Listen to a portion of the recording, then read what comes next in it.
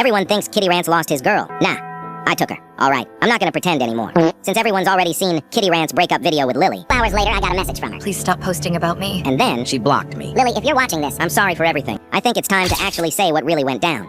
I knew about Lily before all of this blew up. She was in my class, and I thought she was the prettiest girl I've ever seen. And the crazy part? I liked her first. I just wasn't loud about it. But then he snatched her away from me before I could even approach her. Then the post started. Every moment, every laugh, every private thing turned into content. And I'm watching it all. Not as a fan, but as a way to prepare for the right time for my revenge. So I waited. I didn't rush. I didn't interfere right away. I let the videos stack up. Let the audience grow. Let the pressure build. And then one day in class, real casual, I asked her, does it bother you that millions of people know your relationship more than you do? You should have seen her face.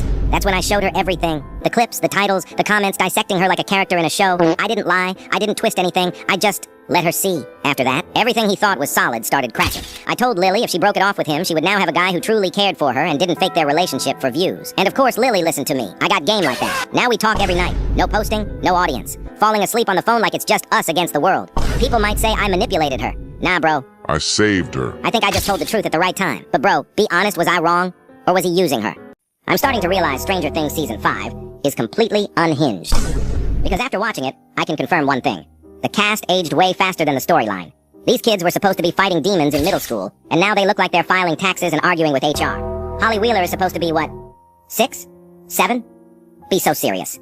She walked on screen looking 13 and 2 TikTok trends away from a high school graduation.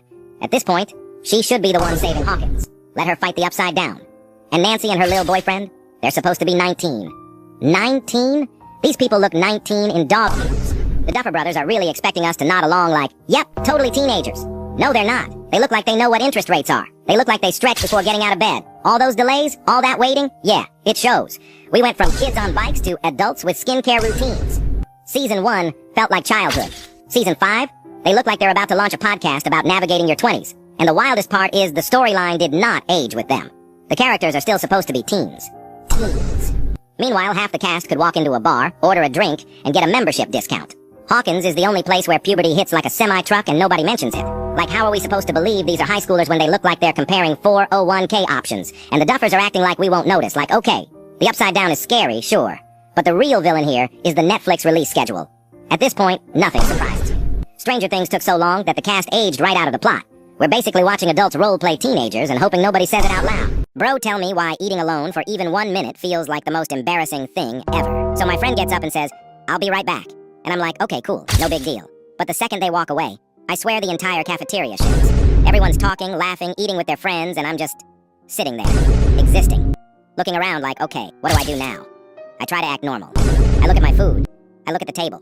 I pull out my phone, pretending I have notifications going on the weather app. Meanwhile, every laugh in the room suddenly feels like it's directed at me, like I'm the main character of a documentary called Alone at Lunch. Then I start overthinking. Do I eat? Do I wait? Do I take a sip of my drink so I look busy? Why does chewing suddenly require 14 steps? A group of kids walks by and looks at me for 1 second, and I already feel like they're judging how I hold my fork.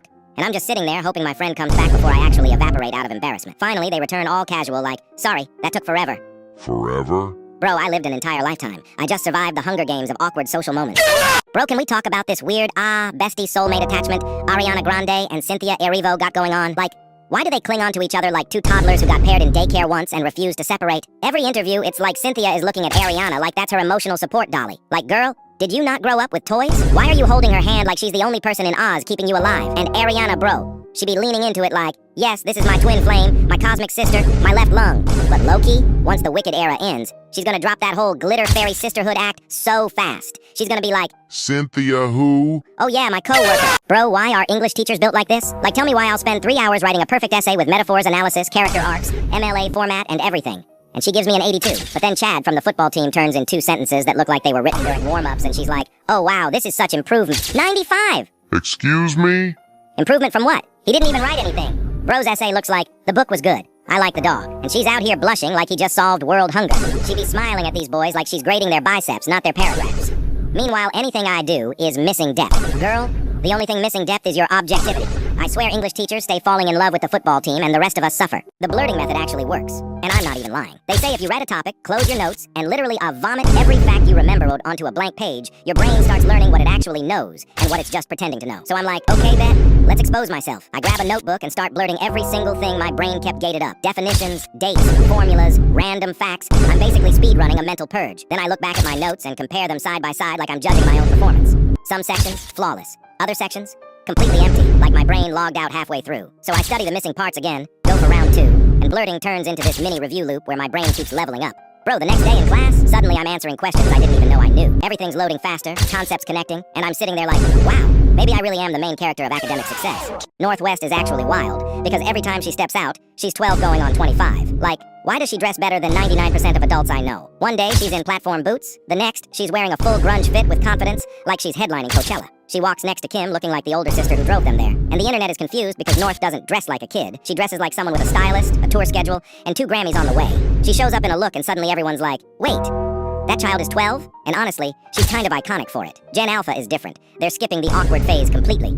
Meanwhile, when I was 12, I was wearing basketball shorts that touched my ankles, a Marvel t-shirt 3 sizes too big, and Axe body spray as shower replacement. My entire personality was Minecraft and pretending I could dunk. Bro, why do teachers act like they're AI detectives now? I hand in my paper, feeling good, feeling academic. Then my teacher pulls me aside like, We need to talk. Immediately my soul leaves my body. He opens my essay and goes, explain these M dashes. Bro, what? Why do they say it like I left behind fingerprints at a crime scene? Like, sorry, I know how to use punctuation? Sorry, my sentences got a little dramatic and needed some flair? And he hits me with, Only AI uses them dashes. be for real. You think ChatGPT invented grammar? Then he's like, I didn't even run it through a checker, I can just tell. Oh, so now you're a human lie detector? Now you've got AI intuition like a Marvel character? So now I'm sitting there with a fat, greasy 0 all because I used a line in the middle of a sentence. Also, bro, if you think teachers like this are annoying, subscribe. Bro, I think I just got suspended for accidentally hacking Kahoot. This started as a tiny joke and somehow turned into a whole true crime documentary. We're doing a Kahoot review in class, right? Everyone's usernames are normal, Michael, Sarah, student 27, and then there's me. I pull up as Kahoot Kingpin. Game starts and I'm in 14th place getting cooked by a kid who still eats crayons. Then my friend leans over and whispers, bro, just use the Kahoot botter. And me, operating on one brain cell that's on lunch break, goes, say less. I open this suspicious website on school Wi-Fi, hit launch bots, and suddenly 150,000 players join the game out of nowhere. The usernames were chaotic. Gamer Grandma 77, Waffle Ninja 300, Ohio Overlord. The smartboard lagged so hard it turned into a slideshow. My teacher's face turned bright red like she had asthma. She screams, who just broke Kahoot? And the whole class looks at me like I'm the final boss. Next thing I know, I'm in the principal's office. He's staring at my school Chromebook like I'm running a hacker bunker. He goes, you just crashed multiple classrooms. Do you understand that? And I'm like, I literally just wanted to beat Aiden in Kahoot. Then he drops the nightmare line. We're calling your parents. My soul evaporated. Respawned. Evaporated again. My mom pulls up like she's entering the WWE arena. She's like, you hacked what? I go, learning software. Now the school board is deciding if I'm getting suspended over Kahoot, a game with confetti, goofy noises, and cartoon triangles. If this gets 10,000 likes, I'll tell you how my dad reacted when he thought I joined a cybercrime ring. Comment free him if I shouldn't be suspended, and subscribe before they revoke my access to education itself. Bro, the second you realize your mom is sleeping in, your whole mission changes from get ready for school to do not breathe too loudly. Or you're done. So it's like 7 a.m. My alarm goes off. I open one eye and I hear nothing. No footsteps, no pots clanking, no get up, you're late, silence. She's still asleep. My brain instantly goes into stealth mode. All right, nobody move, we can win this. I'm laying in bed like a mannequin in a furniture store. I don't even blink. I'm scared the air molecules might snitch on me. My stomach growls. I threatened. Not today. I hear her shift in her room and I swear I stop breathing completely. Because if she wakes up, I'm going to school faster than a kid in a Disney Channel movie. She coughs once. I freeze like she's a T-Rex and I'm relying on motionless survival. Every little sound suddenly becomes a risk. My blanket rustles. Too loud. My bed creaks. Instant death. My phone hits 1%. I'm praying it doesn't vibrate. I'm laying there thinking, if she sleeps for 20 more minutes, that's too close to the bell, which means I win. She finally wakes up and goes, hey yo, what time is it? I pretend to stretch like, Wow, you didn't wake me up. Guess we missed school. that's crazy. Inside, I'm celebrating like I just disarmed a bomb. Did you know humans literally trip over nothing sometimes? Like, your brain straight up forgets where your feet are. So I'm walking to the kitchen, you know, like a normal human. Then, wham! My foot hits Air. I'm doing the cha-cha with gravity like I'm in a Roblox obby, but it's my hallway. My backpack flies, my water bottle rolls under the couch, my dignity just evaporates. I glance around. Gulps. Nobody saw me. But my brain screams, you've been exposed! And the crazy part? This is normal. Science literally says your brain just glitches. So next time you fall over your own 2 feet, just tell people, I'm a walking software bug. Subscribe before I trip again and delete this whole channel. Bro, I'm still crying over the fact that Sydney Sweeney refused to say the number 67 on live TV. Like, girl, you were scared to say 67? but weren't scared for that Gene ad? She's on Jimmy Fallon playing this game, right? Babies are literally cheating at life. like actually exploiting the system. Oh, you're hungry? Cry. And Boom. 5-star warm handcrafted meal appears instantly.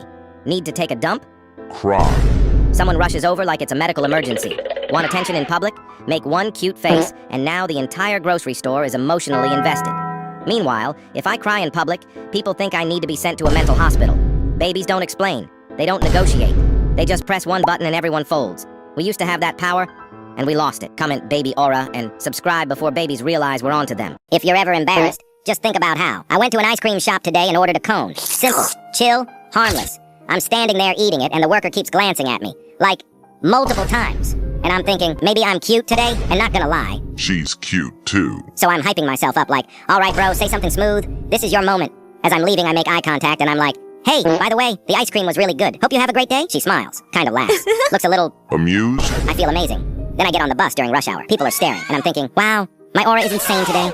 I get home, go to the bathroom, look in the mirror. Bro, I have chocolate ice cream smeared across my upper lip like I ate Santa's bathroom leftovers. Bro, why did I think I was James Bond in a public school? We're sitting there about to take this test. I did not study for like the my grade depends on this type test, and my brain goes, bro, just asked to use the washroom.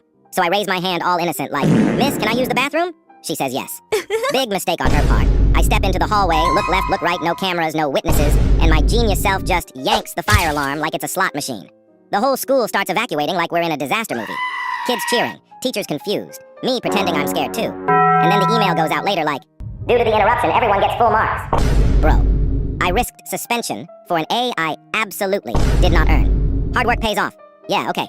Subscribe if you would be as dangerous as me. I remember when I was in elementary school, I used to get bullied a lot, and one of the main things people would call me was ugly. I'd come home upset sometimes, and I remember telling my friend about it. And instead of being like, yeah, that's messed up, he tried to make me feel better and was like, being called ugly doesn't even mean you're ugly. It basically means you're fine shite. Like, Huzz. they're just haters. And my little kid brain was like, oh, so ugly equals good. And bro, I took that to heart. So after that, I started thinking that calling someone ugly was actually a compliment. Like, I genuinely thought I had just unlocked some hidden language adults didn't understand yet. So I'd go around school calling people ugly. Teachers, classmates, random kids I barely knew. Just walking up like, hey, you're Ugly. And in my head I was spreading positivity. I thought I was uplifting people. I thought I was doing charity work. But for some reason, people did not receive it well. I remember calling this one girl ugly, and she just stared at me and was like, why would you say that? And I was confused. Like, genuinely confused. Because I was thinking, I just told you you're fine shit. Why are you mad? A teacher pulled me aside and was like, you can't just go around calling people ugly. And I was trying to explain myself so seriously, too. I was like, no. You don't get it. Ugly is good. Ugly means huzz. She just looked at me like I needed help. Eventually, someone finally explained it to me. They were like, ugly does not mean what you think it means. And I had this whole realization moment where everything just clicked. I thought everyone was amazed by my looks. Nah, bruh, you was chopped. Subscribe so I can afford therapy for this memory.